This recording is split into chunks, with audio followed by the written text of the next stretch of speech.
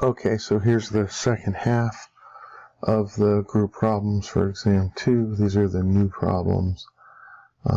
Actually, 2 of them are new, and 4 of them are the same. We'll just go over the last 3 of the new problems. Number 4, explain the 4 major ways we communicate within our body. Explain the specific mechanisms, both neural and humoral, within each method, and cite the examples. So this is one of the newer ones that wasn't here originally. And basically, there's 3 forms of communication: direct cytoplasmic transfer, local chemicals, and local diffusion, and then long-distance communication. Direct cytoplasmic transfer occurs between 2 cells. They need to be in direct contact through protein channels such as gap junctions, or sometimes called connexons, and they exchange material directly between the cells. In a humoral state, humoral means it's something carried in the blood or in the tissue, in the fluid. Those would be chemicals such as metabolic substrates and products, as well as salts that can pass directly from one cell to another. The electrical one in direct cytoplasmic transfer, in electricity, it's really just in the human body the movement of ions across the membrane, or the separation of charge by a membrane. Since really it's just movement of ions, then ions can pass directly from one cell to the other through these gap junctions, and that would be considered the electrical direct cytoplasmic transfer. The second way for this is the local chemicals. Those are endocrines and other chemicals that diffuse through the extracellular surface, extracellular fluid, to a target cell to have an effect, or a similar event that happens in electricity, again with ion channels. So, humoral standpoint, these local chemicals can distribute via diffusion. One of the type would be autocrines. Autocrines are chemicals that are released from a cell that acts back on itself, such as histamine. Paracrines are chemicals that are released from a cell that act on a neighboring cell via diffusion. Histamine would also do this, and in fact, many paracrines or autocrines and vice versa. So the target cell is not just itself, but neighboring cells. The other one you could put in this category would be neurotransmitters. Neurotransmitters are chemicals released from a synapse, and they diffuse to a receptor like acetylcholine or norepinephrine, and then have an effect within the synapse. From a neural standpoint, we would talk about what are called local or graded potentials.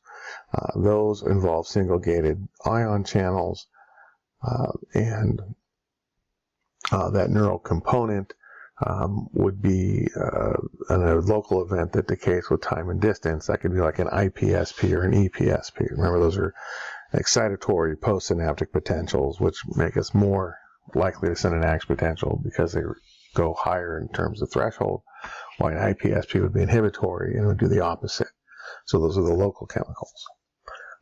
Long-distance communication would be nerves or neurons and hormones that signal through long distance. Humoral standpoint, hormones travel in the blood to distant target cells, and those target cells will have receptors, as an example, for insulin or estrogen.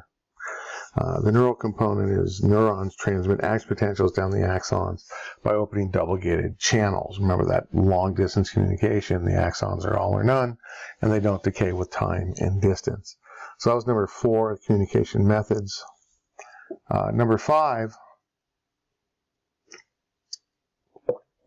is a question that asks about what's happening in a nerve cell, talk about the different potentials and things like that. So you could just read that on your own. AX potential is electricity. And again, electricity, we can measure it a number of different ways. You can measure it as a current, which is a moving type of electricity, or voltage, which is the separation of charge. Voltages are relatively low in humans, so we usually measure them in millivolts. And the greater the amount of charge that is separated, the greater the voltage will be. One of the things we use for measuring the voltage is resting membrane potential. Potential and voltage could be used basically interchangeably. And when we talk about resting membrane potential, it's sort of a misnomer. It just means the cell is not sending or recovering from an action potential. And in human cells, the resting membrane potential is about minus 70 millivolts. That's because the cell is more permeable to potassium than sodium. And so we're close to the equilibrium potential for potassium, which would be minus 90 millivolts. That would be an excitable cell like a muscle or a neuron. In normal cells, what we call somatic cells, they're just the non-excitable cells. The actual voltage you see there is like minus 5 to minus 10. So it has a much smaller negative voltage from that. So the Nernst equation is an equation that allows us to calculate the equilibrium potential. We're not going to have to worry about it in class, but just know it's there. And the equilibrium potential is when the cell is permeable to one and only one ion. And once that ion, if you open a channel for it, diffuses into the cell, eventually it'll stop diffusing in because it'll build up an electrical gradient that's equal and opposite to the chemical gradient. We'd have no more net movement of the ion. The voltage where that occurs would be the equilibrium potential for that ion. So as an example, that occurs at minus 90 for potassium. What really determines the membrane potential, though, are a couple things. One is the concentration difference of the ions across the membrane. As an example, potassium has a larger concentration difference. It's about 30 to 1, while sodium is about 10 to 1. So it has a larger magnitude in terms of its equilibrium potential. The relative permeability of each ion plays a role. So how many channels are open in the membrane for that ion, that's going to determine how it moves and what that voltage is. And then also the activity of the sodium-potassium pump, which has to increase in activity if we increase the actual movement of ions so that we maintain that disequilibrium, which is a concentration difference across the cell membrane. So we kind of said a couple times in class that the resting membrane potential of a neuron is about minus 70 millivolts. This means that we are much more permeable to potassium at rest than sodium. And in order to get an action potential, we have to start letting sodium or some positive deflection in an excitatory direction towards threshold in order to trigger an action potential. There's a couple of values you kind of should know for that. The equilibrium potential for potassium is minus 90. The equilibrium potential for sodium plus 60. The resting membrane potential is minus 70 millivolts. The threshold voltage where we open that first double-gated sodium channel is minus 55 millivolts. The action potential always reaches a peak of plus 30. And when the action potential is recovering, it goes into hyperpolarization, which goes to about minus 80. So those are some of the key figures that we see in terms of that. So the resting membrane potential is not a steady state. Is a steady state. It's not an equilibrium. The difference is we have to continuously add energy to maintain a steady state. It's the passive diffusion of the various ions that determine the membrane voltage. That's really dependent upon the concentration gradient and the number of channels that are open. The passive and active transports mechanisms have to counterbalance in order to achieve this steady state. And the action potential is going to follow these very specific patterns. So we kind of look at a general action potential. We'll see that, again, our chart minus 90 at the bottom. That's because if the cell was only permeable to potassium, the membrane voltage would be minus 90 because that's its equilibrium potential. Positive 60 is the top because the equilibrium potential for sodium, so if the cell was only permeable to sodium, would be 100%. We'd be, by definition, at the equilibrium potential of sodium, which is positive 60. So if we look at the midpoint between those two potentials, we'd fall right at minus 15. While this isn't really drawn to scale here, but minus 15 if we're permeable equally to potassium and sodium. Again, using that same logic, since we're at minus 70, it means we're much more permeable to potassium because we're closer to its equilibrium potential than we are. When we get an excitatory stimulus, a graded potential that moves us towards threshold, we're going to move towards threshold. If we hit threshold, which would be minus 55 millivolts, we trigger an action potential. Now we open the double-gated sodium channels. That causes depolarization. So we get this depolarizing stimulus up to positive 30. Now sodium channels have begun to close. Potassium channels are opening, which brings our membrane voltage back down. We go down actually past where we started, and we have that hyperpolarization, and then eventually we get back to resting membrane potential and ready to do it all over again. So that's kind of a nutshell what we're looking at for the action potential and the things that go along with that. The last question was one of the original ones, and it asks about what's the difference between action potentials and graded potentials. And, you know, you can put it into sentences and talk about the action potentials are all known events. They occur either on a neuron or a muscle. They occur at very specific places. For example, the sarcolemma of a muscle or the axon of a neuron. They are stimulated by above threshold stimulus, which opens the double-gated sodium channels, which allows sodium to come in and the membrane voltage to change. The other way to do it, I think, is fairly simply just to compare them, like in a tabular form or something. Again,